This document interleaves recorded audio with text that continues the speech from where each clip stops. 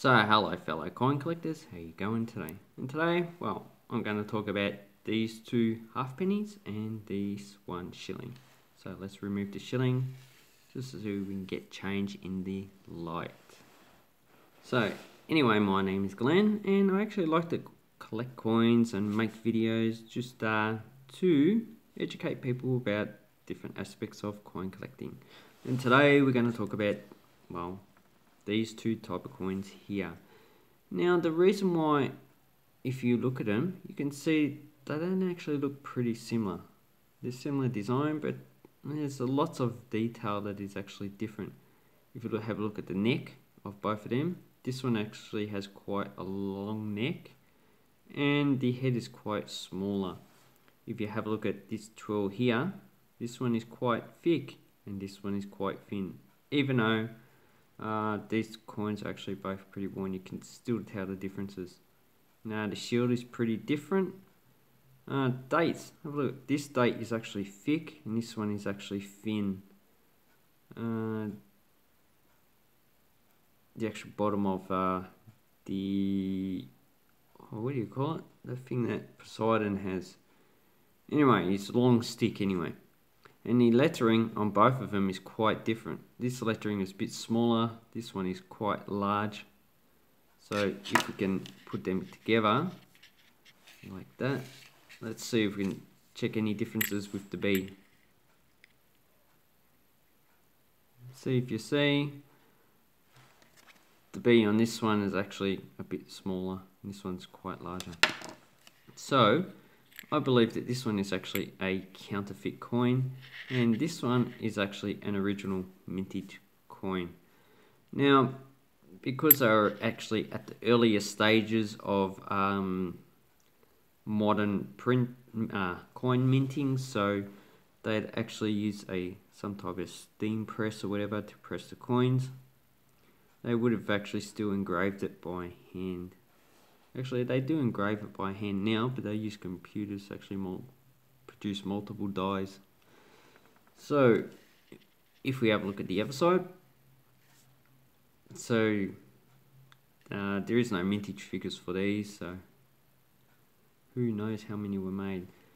Anyway, so in the United States, this is classed as coin alignment. In Australia, probably classed as opposite alignment, because our coin alignment is actually, well, what the Americans call medal alignment. And well, I would actually, if you were going to make a medal, I would actually class this as medal alignment, because you got this and then you want to look at the other side of the medal, so you turn it over and it's actually facing the same way. So that's how medals should be made. So here we had King George V and Rex. Rex just means king in Latin. And which one did I say was the counterfeit?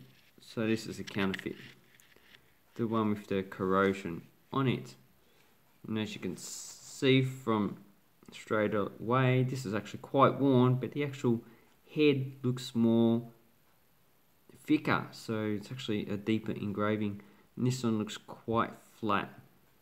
And the hairstyle, well, the hairstyle looks pretty the same. The lettering on this side, this lettering looks a bit strange, a bit more crude. This one looks like it's more finer, especially in the Rex. And the three ones, they actually don't line up, so this one is more jagged down. Maybe I shouldn't use that because it actually affects the camera. So this one, I'm just going to say this one is actually a counterfeit used in North America. It's quite corroded, which is probably pretty common for coins of that date, so the corrosion probably has nothing to do with the actual counterfeit. And this one is actually an original coin, because it seems like it's actually a better quality coin. So those are those two coins. And what's the other coin I got? Oh, I have a 1 shilling from 1899. This one does have a mintage of about 10 million. And we have the normal coat of arms. So we have Ireland, Scotland and England. and it actually has a inscription around there. And 1 shilling, it actually has like a cross there and a dot there, so it doesn't actually make it look blank.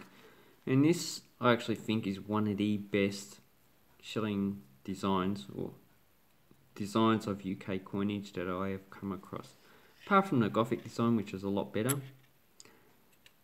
On the obverse we have Victoria the Greater, Britannia Regina, so Queen of Britain's, Fidei Defender, so India Imperium. And this is the last mature portrait of her. And this design was used between 1893 and 1901. 1901 is when she died, and the monarch changed. But this design here on this side is what I like the best. So I'd actually like to know what you think about this coins and these coins. You think this halfpenny is actually counterfeit, or it's actually just a variation of an official mintage, or if the other coin counterfeit? I'd like to know. Anyway, thank you very much for watching. Please give this video a thumbs up and subscribe to my channel if you haven't. And also, I do sell stuff on eBay, so I can actually buy more coins to show you from different time periods and around the world. Thank you very much and have an awesome time, people. Bye bye.